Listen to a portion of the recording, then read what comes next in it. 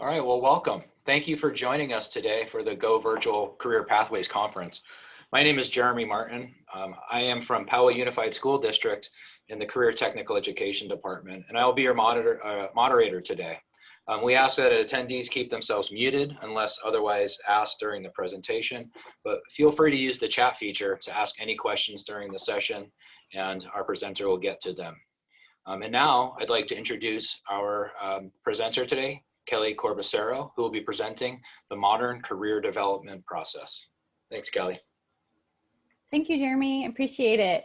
So if you have questions as we go through, please just put them in the chat. And when I'm all done, I will go through the chat. I'm happy to stay a little bit after if you have time to answer all of those questions for you.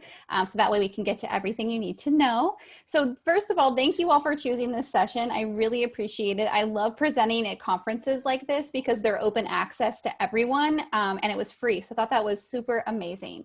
My name is Kelly Corbacero, as Jeremy said, and I'm actually a counselor at Southwestern College, and I also have my own consulting business, Connect Career Consulting. So I do a little bit of everything in the career world. And today I'm going to talk to you about a theory that I've developed that I'm working on, and it's the modern career development theory. And we're going to talk about how you can, even for yourself or for students that you work with, how can you be career ready and how can you adapt to this ever-changing workforce that we're dealing with, especially when we look at the components of COVID-19 and its effects primarily on our small businesses, but of course on all of us and how we interact in our career world and our society. So we'll be going over a little bit of all of that today. Now, in the description, when I was writing it, I know I wrote that I was going to cover a bunch of little areas. So I'm going to just highlight all of them. It's quite a bit to cover, but I hope it will start to spark your interest in learning more about this career development process. So let me tell you a little bit about me and why I do this work. This work of career development is so important to me. I was a first-generation college student. I went to community college, transferred to university, and then went on to graduate school. And I did this all by luck. I had no career forethought in what I was doing. I just simply showed up and tried to do the best that I could with the little knowledge that I have. And I do find that this is the way most of the people I work with in our county do things. They usually don't have someone who sits down with them and says, well, this is how you do career development. And this is not to be negative against people who, like in education systems, who don't do it, because it's not traditionally done in most education systems. Or it's a little teeny bit of information in regards to here's a career assessment and go from there. But it's really an in-depth process that unfortunately gets missed out of many types of learning environments for a lot of our younger students. And then they go in to be older students or older adults, and it's still kind of relaying into their part of their life. So I actually got into career counseling by mistake. So I actually was going to graduate school to be a therapist, and that's a whole other long story. And in our program, we had to take an elective course, and our program had a career counseling emphasis. So I decided just for the heck of it, I'd take a career counseling class, and I did, and I loved it. And I just knew the moment I was in the class that that was for me. And I ended up completing my degree with an option to be a therapist or a career counselor. So that's a little bit about my background. I have since become a certified career counselor by the National Career Development Association. I have my consulting business where I do trainings for faculty, and I do a lot of advocacy for students in our community, predominantly our first-gen lower income students.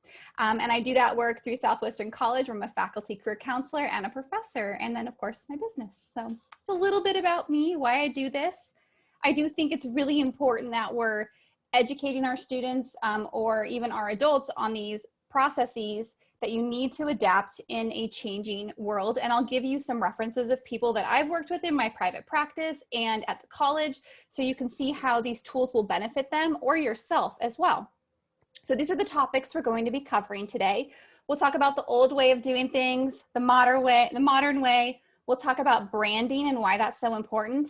LinkedIn, digital resumes, that dreaded Zoom interview and dealing with perhaps technical glitches. And then I do have some freebies for all my educators in the room. I do have a free Canvas set of assignments. So I will show you where to find those in the Canvas Commons. I have that at the end because I know not everyone may be educators or have access to Canvas. So that'll be the very last thing.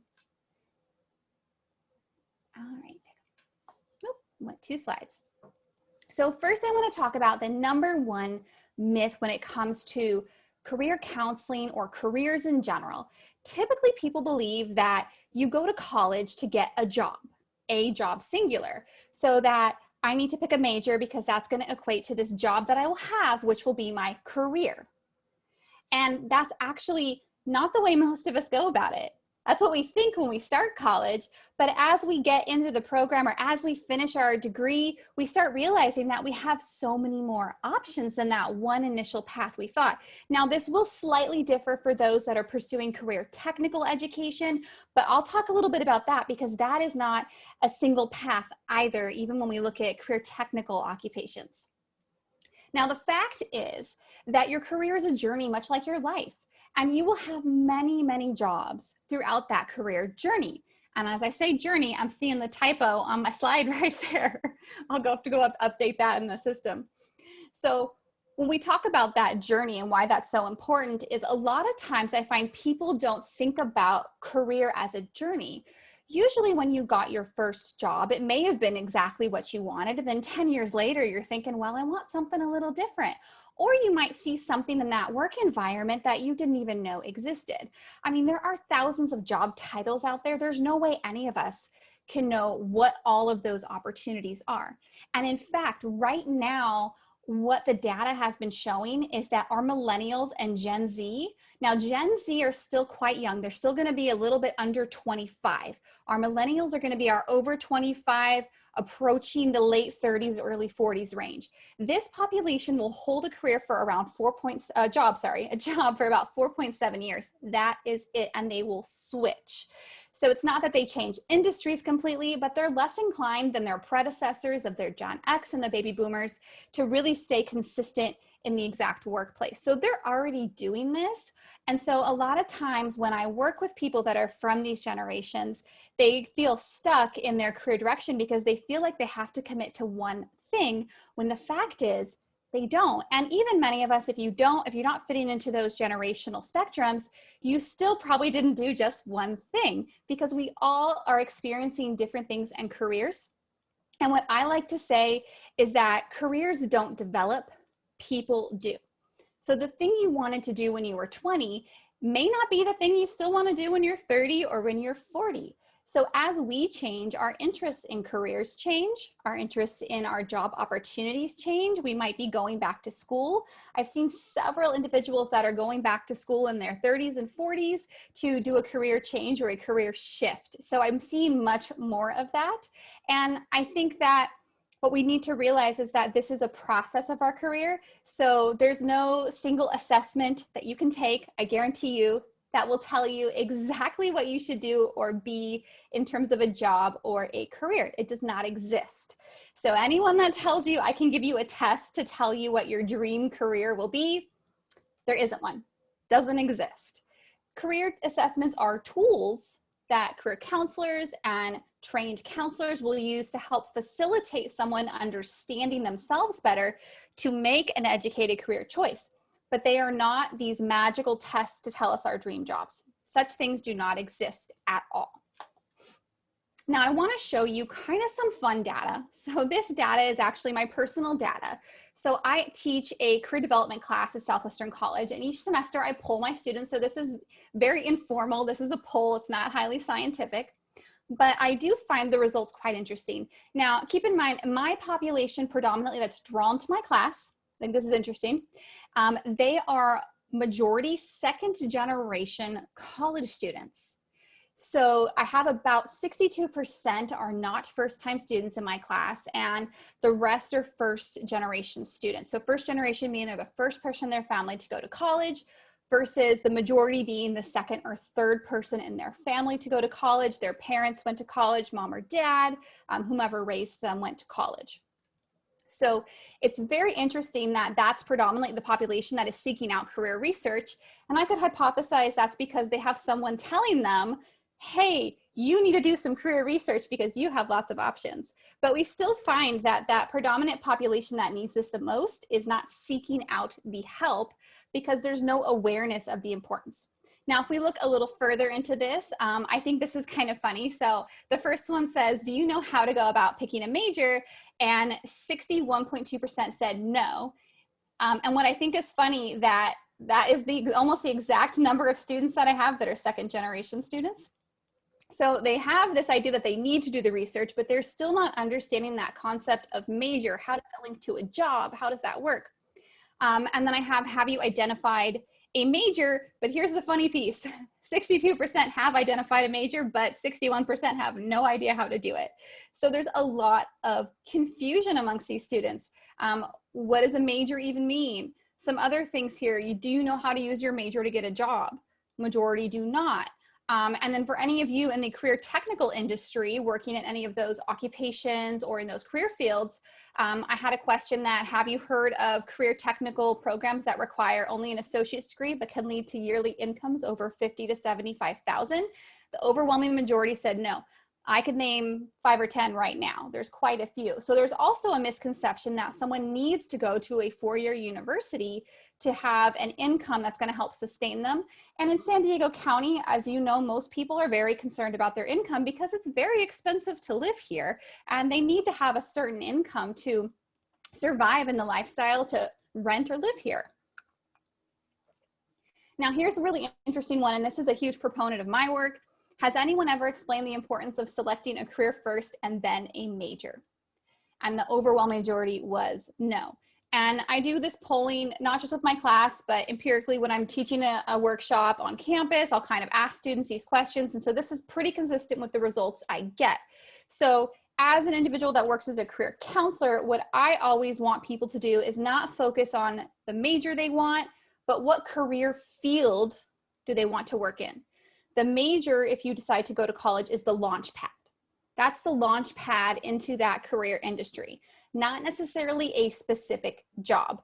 For most students, not all, again, there's our career technical that are more targeted in career.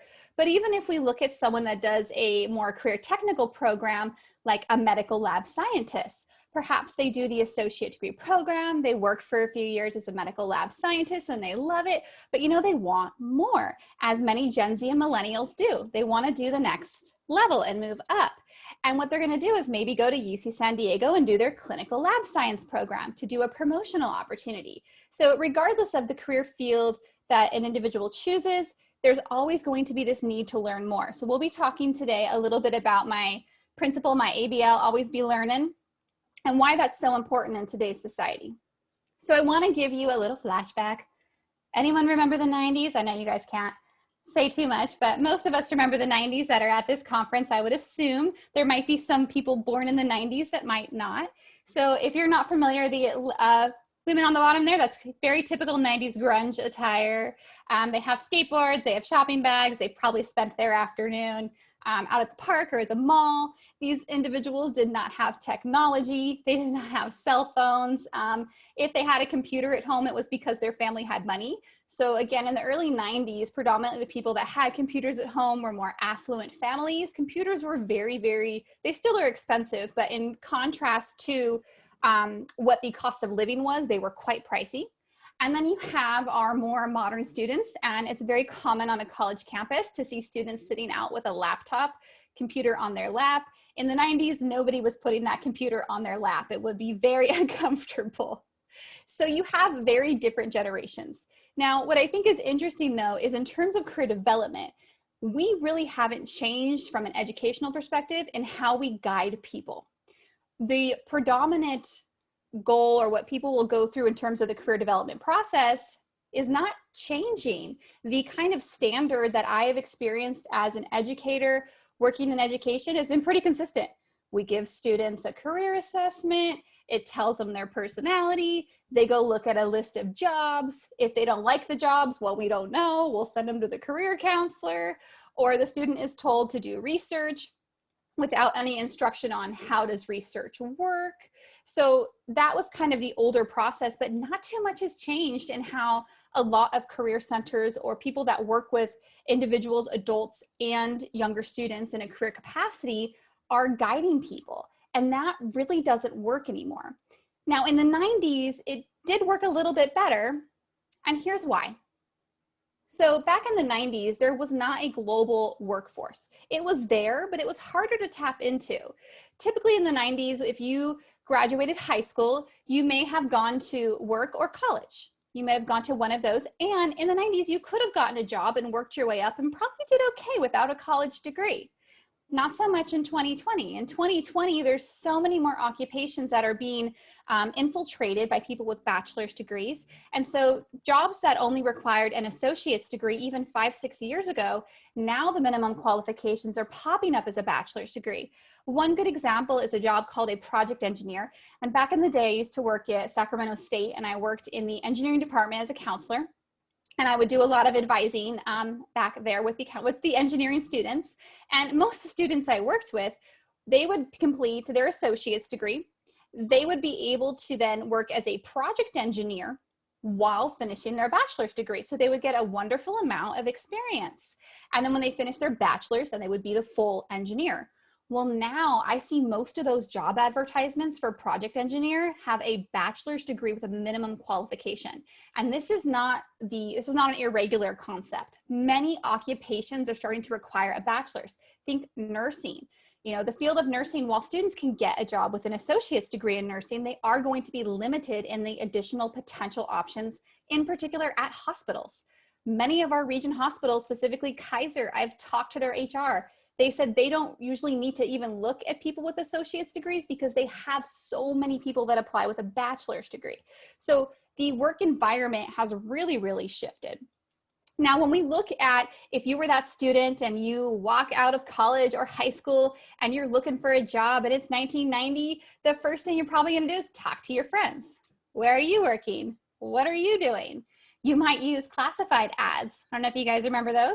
You might use local job boards. For those of my younger millennials in the room, classified ads were in the newspaper. I like to always, when I tell my younger students that, they always think it's hilarious because there really aren't newspapers predominantly printed or distributed. But in the 90s, pretty much everybody got the local paper, and that's where you would look for jobs. They would have the classified ads where employers would post different positions available. You would call them on the telephone, not your cell phone. And you would, inquire about the position. So predominantly, when we look at demographically, most people had access to their local region because you had your local paper. If you were more affluent, you may have purchased 2 papers, which would mean maybe you had access to a larger network like a Los Angeles paper or a San Francisco Chronicle, which had a more wider reach. But most families did not purchase an international, a state paper, and the local paper. Your average family had the local paper. So their listings were local. Now, when we look at once this individual was able to figure out how to apply to the job, if they wanted them to fax the resume in, or if they wanted it to be physically dropped off or mailed in, that is how they would apply. And this would all be done by paper. So you typically at this time, you were not emailing people. Maybe faxing if they had a fax machine, and then you would get in and you would typically work your way up within that industry.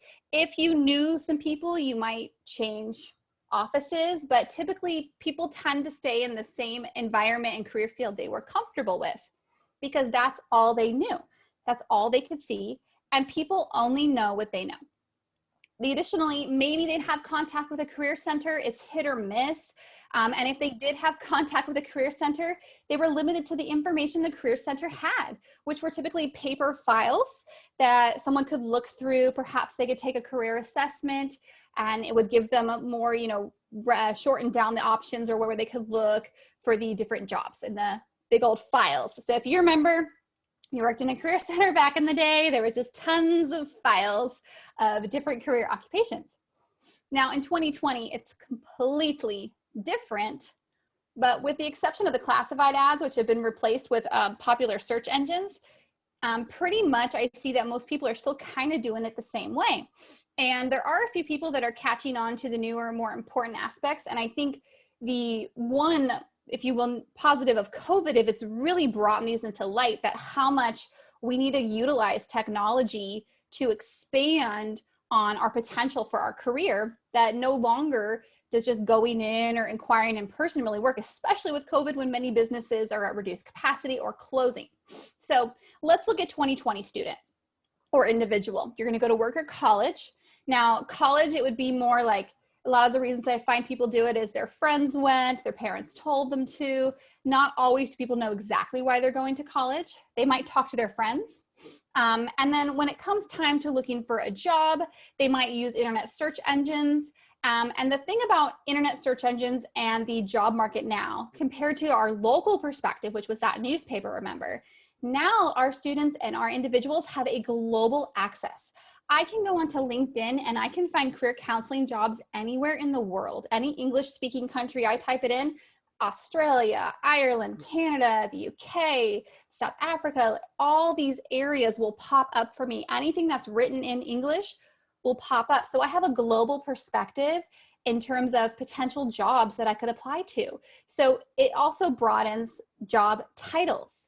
So even thinking about something as simple as the iPhone, which for most of us, this is kind of our little, security blanket that we keep with us. iPhones came out around 2007, if my history serves me correctly. And just from the creation of the iPhone, we had over 200 different jobs titles be created out of the iPhone. Technology is constantly changing, and we are constantly getting new technology and new job titles. I guarantee you there are things that even today, job titles are coming out that I've never heard of because they're that new or that you've never heard of. So students have so many more options, and it is overwhelming. And on top of that, now people need to worry about things like branding. What does my social media say? What does it say about me? And oftentimes they can hit roadblocks for promotions. I see a lot of this, people who started working their way up and they get to a point where if they don't have a bachelor's, they can't promote. And now we also have access to virtual career research, which is great, but it often all leads to information overload for people. And most of the time when I'm working with people, I see a lot of this overload and this intense desire to want to make a decision, but not so much the how to make that decision because there's so many options. Now, I want to kind of highlight real quick the older way. It may have been little to no career planning incorporated. Many schools remove a lot of those classes that used to have some little bits of career planning. Things like the home economics back in the day used to incorporate career planning, a little financial planning, and a lot of schools have in the state have done away with those due to funding. And a lot of schools don't have a full career center anymore. When I'm talking about schools, I'm being specific to high schools. A lot of high schools don't have the money for it due to funding. It's nothing negative against them. It's simply a funds, time, and people, which is the old, education dilemma, right? And so students would typically get little to no career planning. Maybe the school would purchase some software for the student to go through, but usually people weren't really trained in the software other than how to use it, not how to facilitate career assessments or how to explain what does getting a job mean, what does college mean, how does that work. A student might go to university, select a major, and they'll have little to no idea of the options, to the point that even as a counselor, for any of you that are counselors at colleges or high school, you might see that a lot of students pick about the same 5 to 6 majors. There are literally hundreds of options for majors, but we see students predominantly coming in with biology, nursing, engineering, and teaching and child development. I would say that's probably our most popular this year. It changes. Psychology, those are going to be the same ones that we see predominantly. And then once they come in, take a career class, they take a personal development class, they start seeing, oh my God, there's all these different options. But most people don't always get to take that class. They don't always get guided into that location to help them understand what other options they have. So they're looking at a small set because, again, students look at what they know. What they might know might be, I've seen firefighters on TV, I've seen police officers, I've seen nurses and doctors, most of us have seen those, and I've seen teachers because I've been in school for a while. So they have this very minimal view. In addition, they might have beyond those basic knowledge, they might what their parents do or what their friends' parents do. But it's really funny because I do ask a lot of my students, what do your parents do? And they have no idea a lot of times. Now, what happens with this? A lot of times students feel stuck. They maybe picked engineering, they're taking math classes, these are too hard for them, they don't like math, they didn't realize that engineering was a math major, and they're feeling really conflicted. And so oftentimes they get referred to a career assessment and the cycle kind of starts again. oh, well, you don't care for math, so let's put you on another career assessment and see what that says.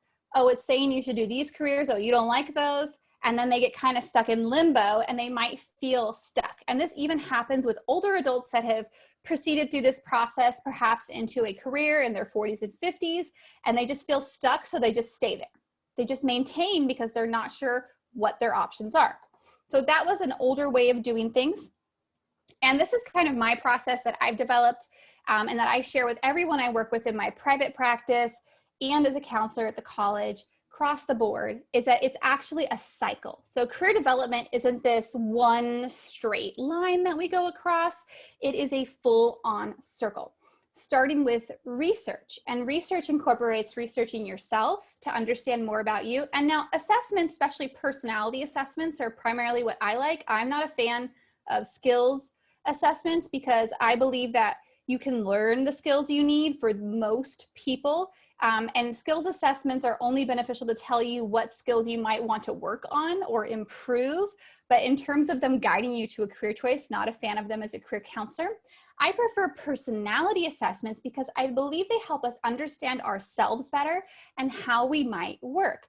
For example, if you're familiar with the Myers-Briggs type indicator or the terms extrovert or introvert, well, if we can understand what our preference is, it can help us when we start looking at job options or even as we're working. For example, I am a predominant extrovert, so that's my dominant side. So when I'm doing presentations like this, I will talk to all of you all day about career development. So I have my phone here with a clock to make sure that I stay on time as I go through the slides. So I'm using my knowledge of my personality preference to help me stay on task so that y'all aren't here for 3 hours listening to me talk about career development. As much as I would love to do that, and I do that for certain groups and part of my trainings, I'm sure you guys would rather go see the other wonderful presentations that we have after this one. So there's ways to use those to help you understand yourself better, careers you might like. And also, then we go into education and training because some people don't need to go to college to get what they want to get. There are wonderful occupations that people can get into without a bachelor's degree. Things that are like trades. The trades are a huge growing field right now. The predominant large group of trades workers in our community are the baby boomers, and they're pretty much out the door. They are retiring, and finding a skilled tradesman is becoming harder and harder to find. And their ability to have a large income is quite great. It's a huge misconception that if you work in the trades that you're going to have a low income. I have a friend who's a plumber and he makes well over 6 figures in his position, and he does not even work all the year. He takes about 2 months off a year in terms of vacation. So he's got this wonderful work-life balance. He didn't have to go to college, so not everyone has to. Now, if you do want to do something that requires college, that's good to know so you can get started in it. If you want to work in the IT industry, let's talk about certificates you can do. So research first, understanding the career field, not the job. We're not to the job yet. The career field you want to work in. Then what type of education and training do you need? And then I need you to have a digital presence. And this is something myself I am working on, building my brand for my business. So if you'll see, I have my business website on each page, and I'm still working on branding my PowerPoints when I do these. I'm building an Instagram, I'm building a YouTube. My social media is in the baby stages. It's very, very young because it takes a long time to build a digital presence.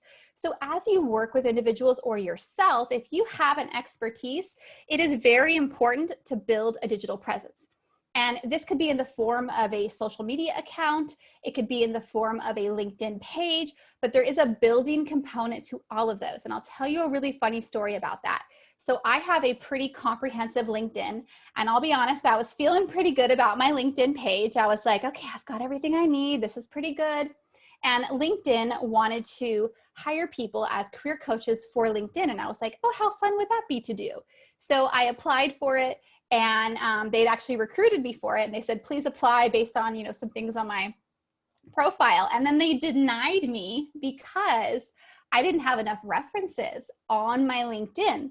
So because I had not built up my LinkedIn as much as other people, they wanted people who had written references or reviews of their work. So when I look at that and when I heard that, I just really felt like that is the future, that our individuals we work with and us ourselves, we need to have a positive digital presence. And when I do workshops for my younger students, I always talk about this positive digital presence, because a lot of my students, old and young, they don't want to be on social media. They're like, I don't want people to find me. I don't want to have this presence. But then you're almost like a ghost. And so when we're looking at these new occupations, or for people to start reviewing you for a job, if they can't find you online, that's a huge missed opportunity, in my opinion, because if they are searching for you on Google, like many employers will do, and they find your LinkedIn page, wow, how beautiful it is, you have these references, it definitely adds a little something to your potential as an employee when you're interviewing for jobs. In addition to that, there was a law passed a few years ago, and they tried to fight it at a larger court level, but it did not go through. So employers can actually use the information on your social media accounts to determine employment, be that good or bad, but mainly I warn my younger students for the bad. If an employer can find your social media, and I actually had a young woman I was working with, and she worked at Cold Stone Ice Cream. And she posted a picture on her personal Instagram, which was public, of her in her Cold Stone. They have the aprons they wear with a friend, and she was making ice cream for her friend. Very innocent photo, but her boss came across it and actually had to ding her because they're not supposed to take photos in their work uniform on their personal social media. So I always talk about the pros and cons of social media, but if you're hesitant with social media, at least start out with LinkedIn. Think about going into at least Instagram, a TikTok account. We'll see if TikTok is to stay or not. But any of those options will help you have a digital presence, because that's where we're seeing awareness and opportunity. And the next thing that you need is career awareness. So once you've identified a career field, you need to know, well, what are all the things I can do in this field and how do I get there? For example, let's say you wanted to go into information technology, and like many people, you don't know too much about all the different options, but you're like, I know I want to work with computers and I'm going to go with computer science. Now you might graduate from your degree and you think, well, I'll get started at this company as a programmer. And then you get to the company and you're like, oh, they do way other cool stuff too. There's like an IT project manager, there's an IT coordinator, this person does cybersecurity, that's super cool. So then you start to have a broader awareness of your options that you typically can't find until you're kind of boots on the ground situation. And then after that, once you've had that career awareness, you might rebrand and update your brand. So your brand or your digital presence that you build, and I'll talk a little more about branding, is something that constantly changes and it becomes a cycle. Now you've done this one job for a while, you start seeing there's something else you like, you do research, what education and training do I need? How do I need to rebrand myself on social media for this new goal that I have? And it's a cycle and it will ever change. So you are always learning, always accruing more knowledge. And I do talk about these primary forms of social media because right now, I know Facebook, a lot of people think, oh, Facebook is like older people. A lot of us millennials are still hanging on Facebook. But I'll tell you, there's a huge untapped market there in terms of potential. A lot of companies use Facebook. If you're a small business, I've seen a lot of the small businesses that I work in, some small business groups, transition to selling their product because of COVID on Facebook Lives. And they will sometimes have 300 to 400 people watching them sell their product live on Facebook. And I'll tell you, those people said they never had 300 to 400 people in their little boutique shop.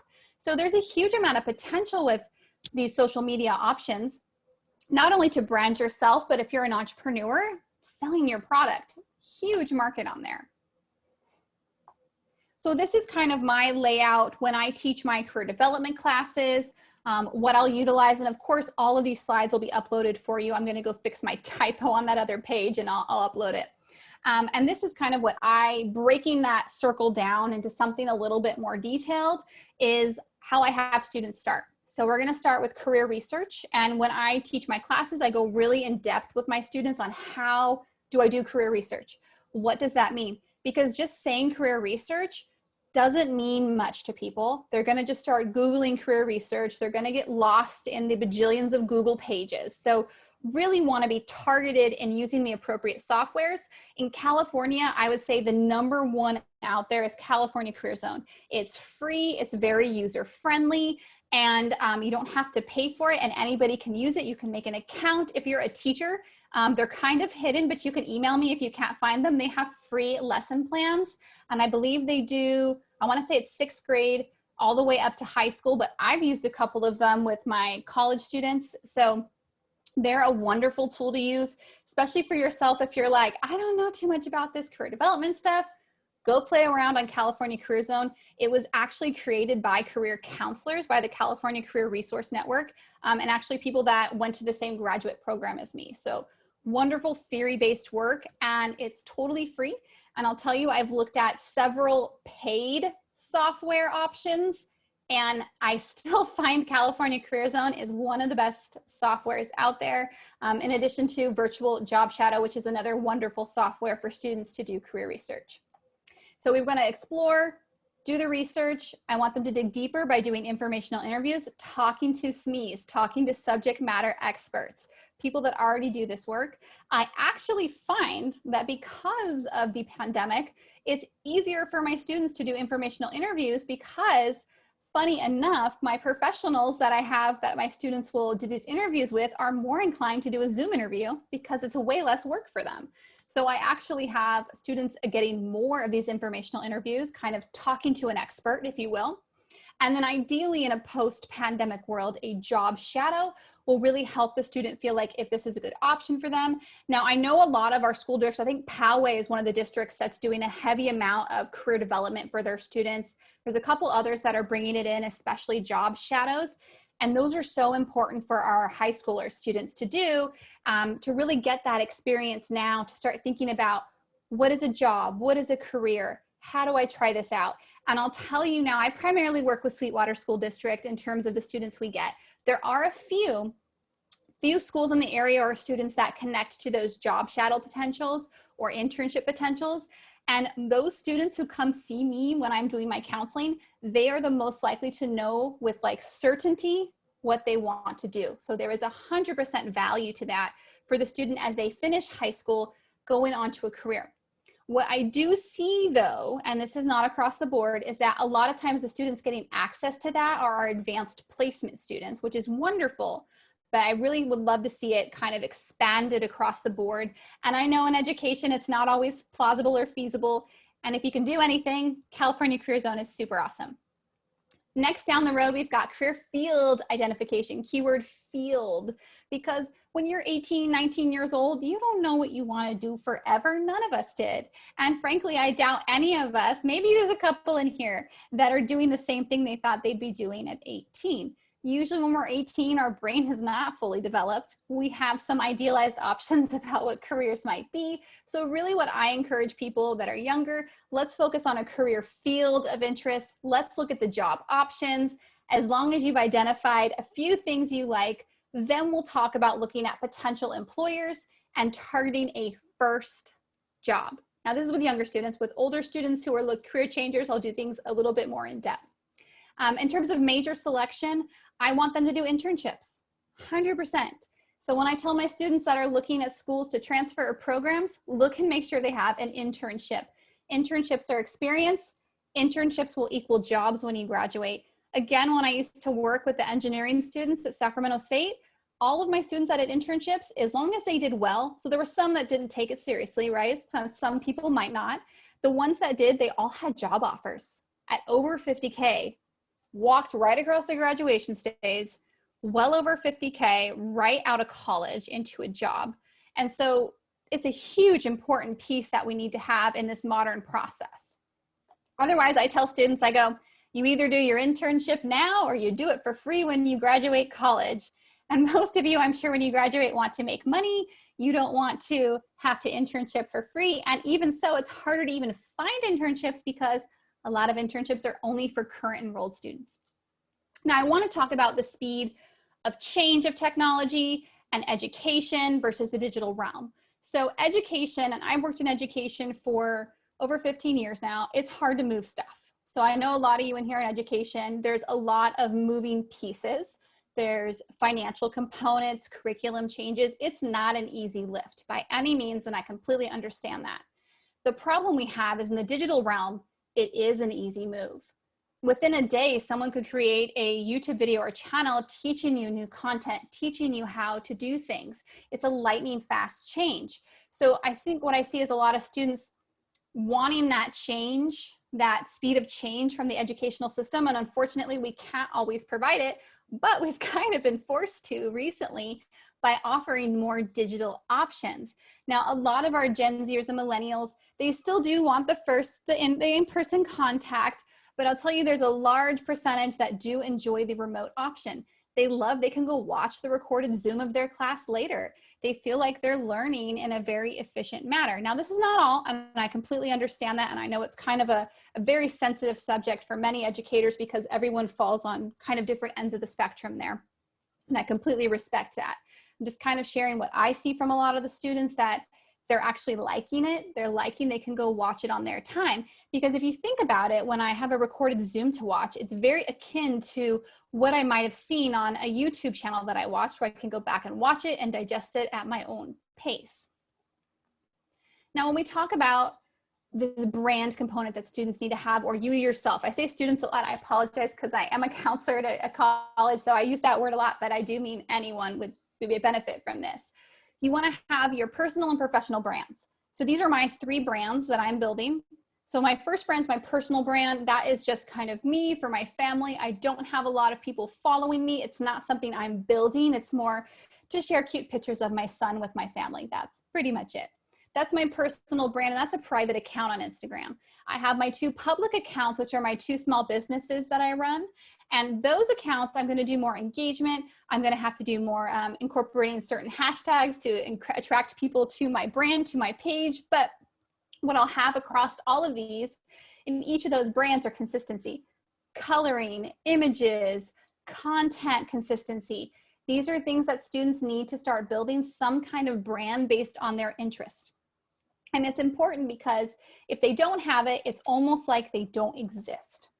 Now, if Instagram is not your thing or your student's thing, at the very minimum, you do want to have a LinkedIn account, and LinkedIn takes time to build as well.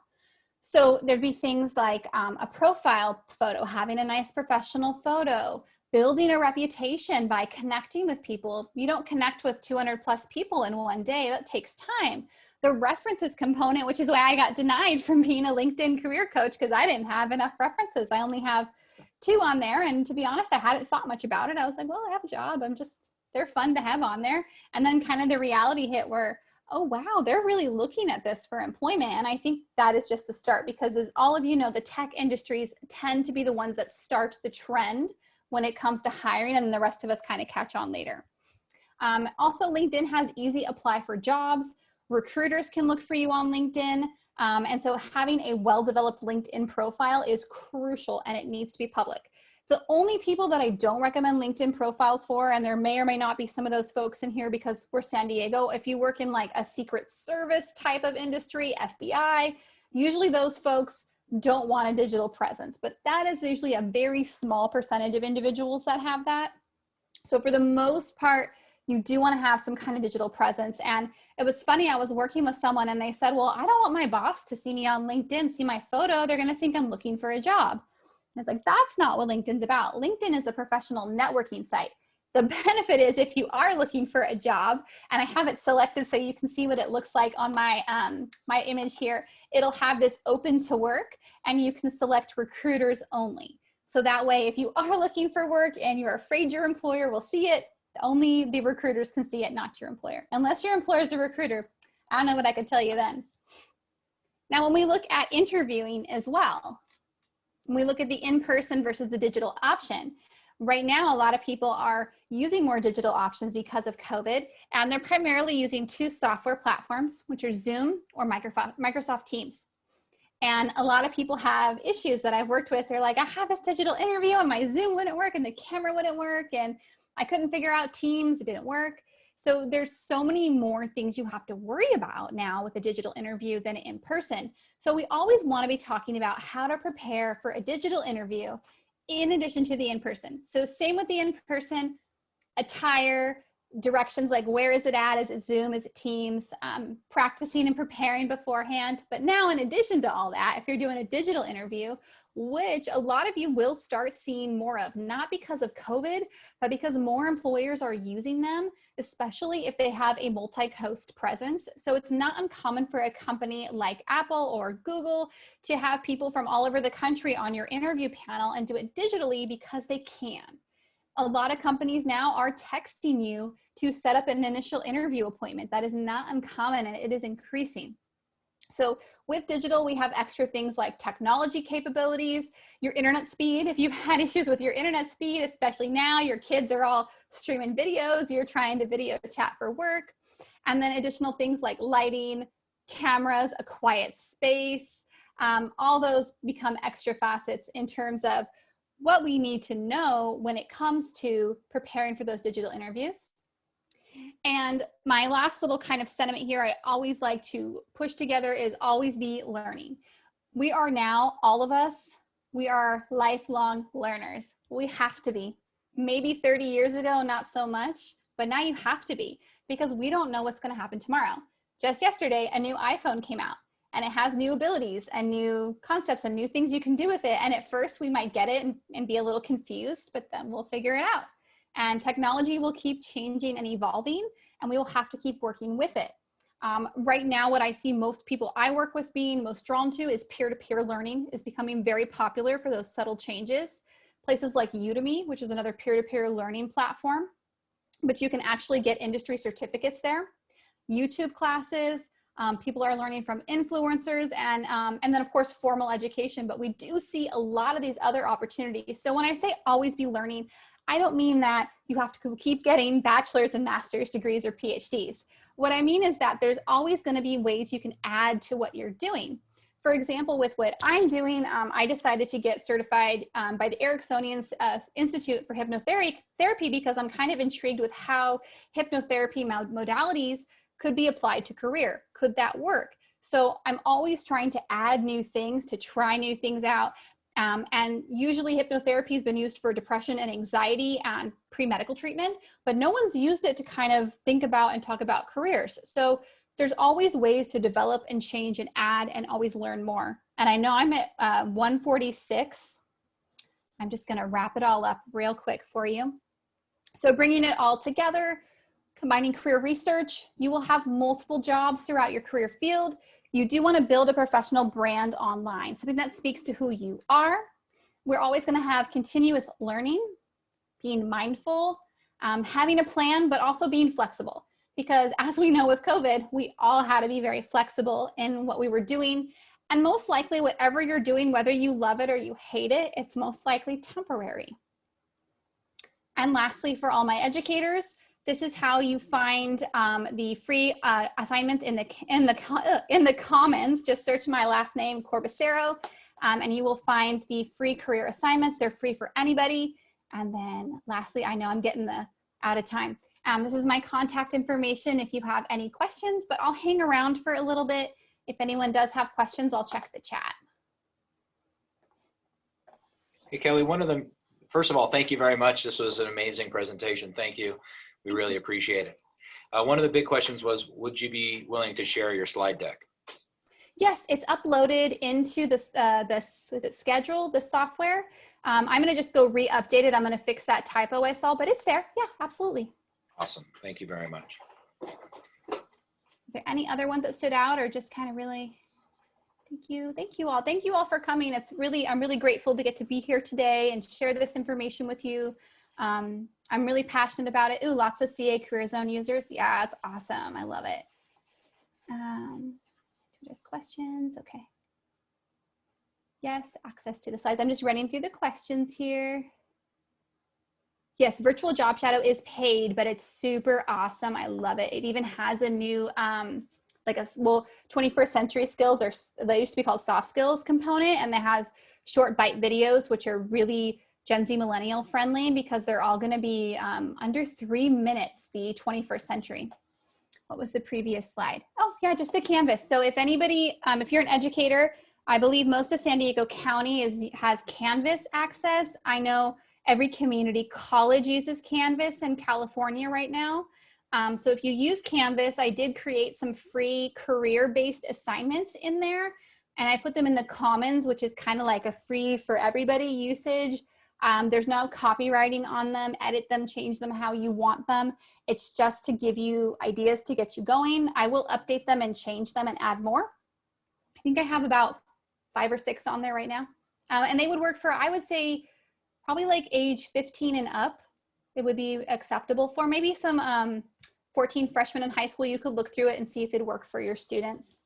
But yeah, just search my last name in the comments. Let me see if I missed anything else. Kelly, there was one at the beginning about, do you recommend high school students develop a digital presence, or is this something they should wait for after formal education? I wouldn't wait until after formal education, but most high school students already have a digital presence. So what I do is I might talk to them about, is it a positive presence? What are you sharing? Being mindful of what you share. When I work with my younger freshmen, typically my 18-year-old demographic that we get, I always say, you know, don't put anything on social media you wouldn't want your grandma seeing or your mom is kind of my safe thing. Make sure those are private. But I would definitely think there's a way to build a professional presence. I would say 16, 17. I wouldn't do it too young. And of course, there's other issues with social media that I did not address. I could do a whole presentation on that in terms of self-esteem, anxiety and depression, that it would depend on the person. So if that student was well equipped to handle that, deal with things like trolls, which pop up inevitably on social media, it would kind of be a student by student. But I do think you could teach the concept to them for sure. And at the minimum, freshman year in college, start building that. Hope that answers your question. And there are certain professions like in cybersecurity, or if you're going to go into certain levels of law enforcement, a cyber presence probably is something to really get discussed with that student first before embarking on anything. Yeah, it varies on the industry that you're working in terms of cybersecurity. If you're working in an industry like the military, where they have to have certain levels of security clearances, then yes, they do frown upon certain social media presences. But for the most part, as long as they're a top secret or less, they're going to be okay with an Instagram as long as they're not sharing content specific to the work they do. Typically the SCI level, which is above a top secret clearance, that one, those people are usually not allowed to have anything. But essentially it's more in regards to the confidentiality of the work they do. So I don't see why someone who has, and I speak to, I know I work with a lot of cybersecurity professionals who work for the military. So with them, they might have their own social media account, but they're not going to talk about what they do with that employer, and they won't list that they work there. So they'll have their own brand about cybersecurity tips and techniques for your average person, but they're not going to say, I work for the Navy and I have these clearances. So it's a finding the middle ground, but you are absolutely right. It's definitely a good conversation to have with law enforcement. Again, it just depends on the level of law enforcement they're at. If they're an officer in a unit that has like 50 plus officers and their social media is for their family, they may not need a brand, but they could also be having this brand to share information. There's a really good example of this. It's a gentleman who works for the Forest Service, and he's a federal employee, and he does do a lot of Forest Service work, but he also has his own Instagram where he just shares information about conservation. So it's related, but not. So kind of there's ways around it, but yeah, FBI usually wants nothing online. So if the student's 100% like, I want to be an FBI agent, yes, that's an area where I would probably discourage them from building any type of social media presence. And I would encourage they delete everything at least 6 months to 9 months before, because Google servers take around 6 to 9 months to clear everything. So even if you delete your public social media or your public blog, it will still pull up in a Google search for 6 to 9 months. So when you have students looking, that's why I always talk to them about the importance of this social media presence and being safe and smart with how they share the information, because it doesn't just disappear when they delete it. Same with those videos they share on Snapchat. I always tell them, if you send pictures to your friend, even though it disappears, it doesn't mean that your friend or someone else couldn't screenshot it and have a photo of you, maybe that you wouldn't want other people to see. And also all those photos are stored in the Snapchat server. So there are definitely concerns depending on your industry for sure that you'd want to talk about. And that's another whole training we could do too about social media. Thank you for your question. Any others? How are we on time? I'm checking through here. I think Jeremy had a head out.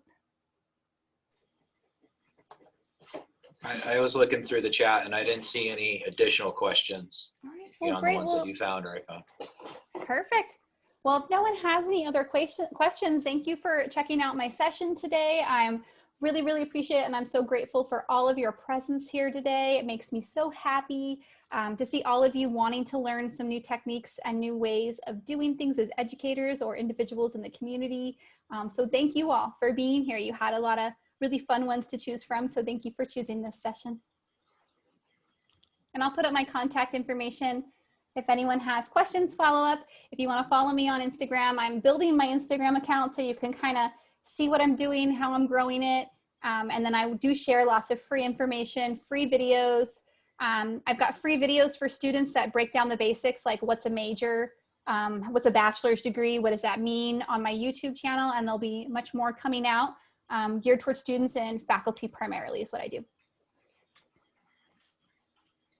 We got some other career development for passionate people. Yay, I love it.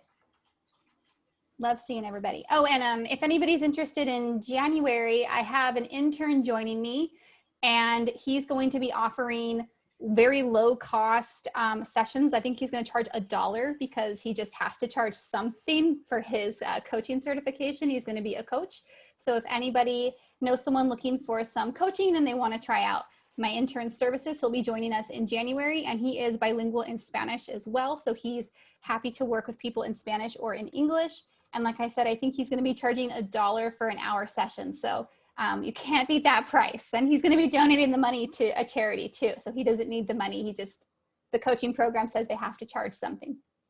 So let me know if you're interested, and his schedule will be on our website, Connect Career Consulting. You'll be able to book him if you're interested in that. So great freebie, great, really low cost for anybody who's looking. Thank you, everyone. Well, I guess that's it, Jeremy. Thank you so much. All right, I'm going to stop recording.